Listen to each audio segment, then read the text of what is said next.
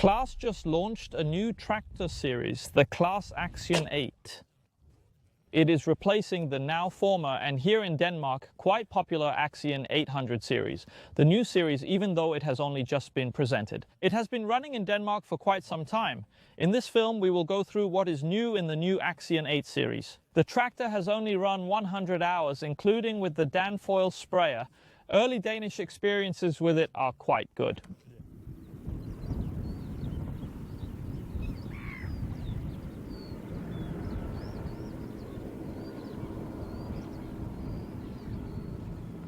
Let us look at the overall lines of the new Claas Axion 8 series. What is new and what is reused? First, the new Axion 8 series comes in 3 models.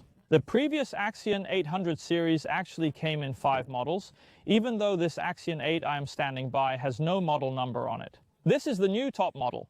It is called the 8290. In addition to the 8290, the tractor is also available as an 8290 and an 8240. Like the Axion 900 series, the last numbers refer to the tractor's max power. That is 8 for the Axion 800 series and 92 for the 290 horsepower maximum. Plus, the tractor also has a boost, and that means the top Axion 8290 hits 313 horsepower. The old Axion 870 had 295 horsepower. That is about 20 more in this new top model. That cannot be compared. Claas calls the boost function CMOS dynamic power. In the past, it was extra horses available at a certain driving speed. Now the power is invested in relation to different consumption. It could be air conditioning, front and rear PTO work, hydraulics, transmission, and of course engine power. So those extra horses will feel different with the new Axion 8 versus the previous Axion 800 series. The question is, can you feel those 20 horsepower? Luckily here at Brøndholm Farm, we have both an Axion 870 and this new Axion 8290. And they can actually feel the difference. Let us take a closer look at the news on the new Axion 8 series. You can see it is a new series. The engine hood is redesigned.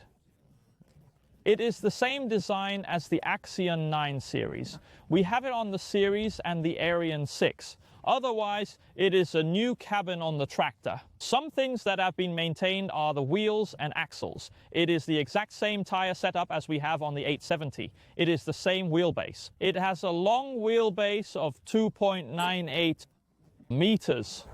It is the same front axle we used on the Axion 870. Under the green hood sits the same 6.7 litre FPT engine used in the Axion 800 series. But now with a bit more power. The engine is equipped with variable turbo technology and uses exclusively SCR technology.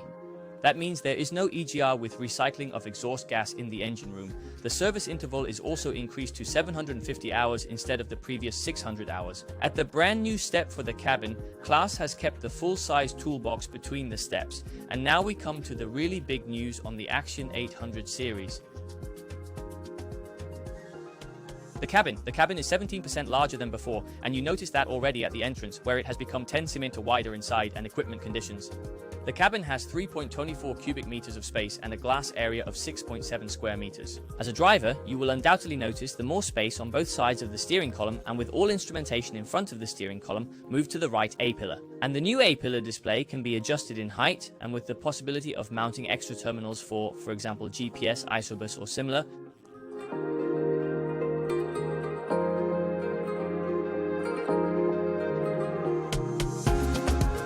The right armrest is redesigned but still feels familiar. Rails for extra and terminals to the right of the driver in both the ceiling and in the middle of the side window are also movable, just like the rail at the right A-pillar display. We will dive into the new right armrest at the end of the film when we have heard the first Danish experiences with the new tractor series. The diesel tank is now 661 litres, 27 litres more than the old Axion 800 series. The front linkage and front axle are identical to before, as is the hydraulic capacity, which comes with a pump for either 150 or 205 liters per minute. You can now draw 140 liters per minute from one outlet. And let us take a closer look at the new right armrest. At the front of the armrest, there is a row of shortcut buttons for quick navigation in the terminal, which can also be operated with finger touch.